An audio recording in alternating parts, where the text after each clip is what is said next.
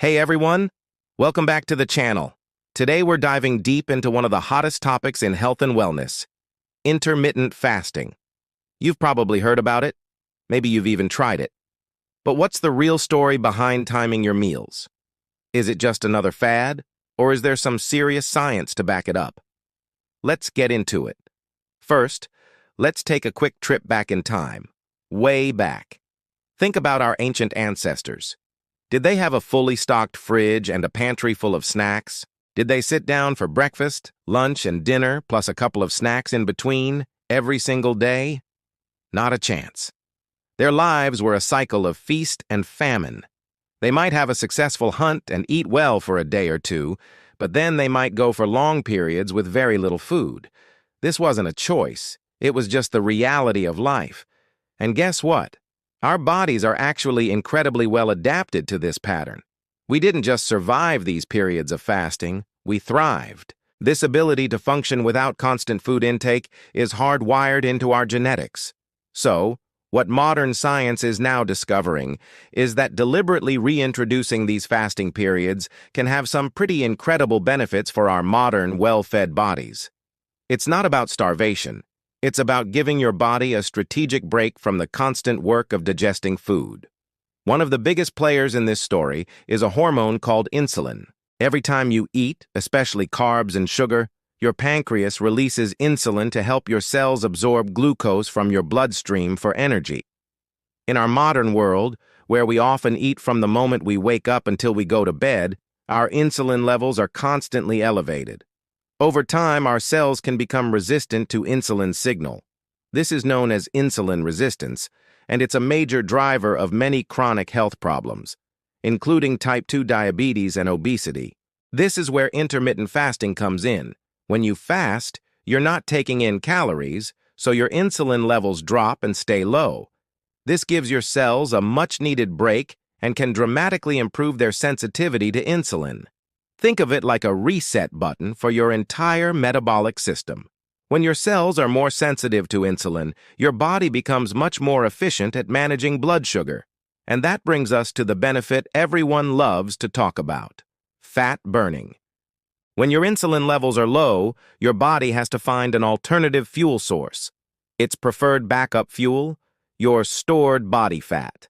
The hormone that signals your body to release fat from its stores, norepinephrine, actually increases during fasting. So, fasting essentially flips a metabolic switch, turning your body from a sugar burner into a fat-burning machine.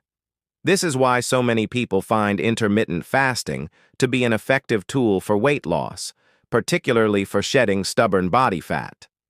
It's not just about eating fewer calories, although that can be a part of it. It's about changing your hormonal environment to favor fat loss. But the benefits go even deeper than that, right down to the cellular level. There's a fascinating process called autophagy, which literally means self-eating. It sounds a bit strange, but it's a vital cellular cleanup process. During autophagy, your cells identify and clear out old, damaged, or dysfunctional components, like misfolded proteins and worn-out organelles. It's like taking out the trash and recycling the parts. This process is crucial for preventing diseases and slowing down the aging process. And what's one of the most potent ways to switch on autophagy? You guessed it, fasting. When your body isn't busy digesting food, it has the energy and resources to focus on this essential maintenance and repair work. It's a fundamental process for long-term health and longevity. So, with all these amazing benefits, why doesn't intermittent fasting work for everyone? This is a really important point. Many people hear intermittent fasting and make a couple of critical mistakes that sabotage their efforts. The first major pitfall is what you eat during your eating window. Fasting isn't a free pass to eat whatever you want. If you break your fast with a pile of junk food, processed snacks, and sugary drinks, you're going to undo a lot of the good work you just did. The goal is to fill your eating window with nutrient-dense whole foods. Think lean proteins, healthy fats, lots of vegetables, and complex carbohydrates. You're not just breaking a fast, you're refueling your body. Give it the high-quality fuel it deserves. Overeating junk during your eating window can lead to weight gain and make you feel sluggish and unwell, leading you to believe that fasting doesn't work for you.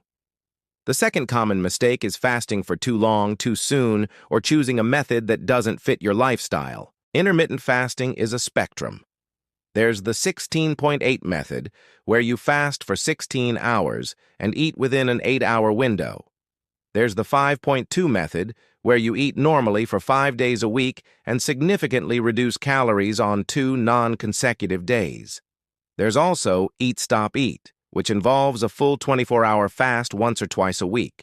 There isn't one best method. The best method is the one you can stick with consistently without feeling overly stressed or deprived. If you're a beginner, jumping into a 24-hour fast might be too much. It could leave you feeling weak, irritable, and ravenously hungry, leading you to binge eat afterward.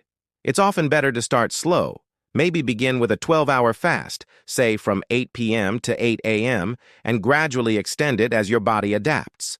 Remember, this is a long-term strategy, not a quick fix. It's crucial to listen to your body. Some mild hunger is normal, especially when you're starting out. But if you're feeling dizzy, lightheaded, or extremely fatigued, you might be pushing too hard. It's also important to note that intermittent fasting isn't for everyone.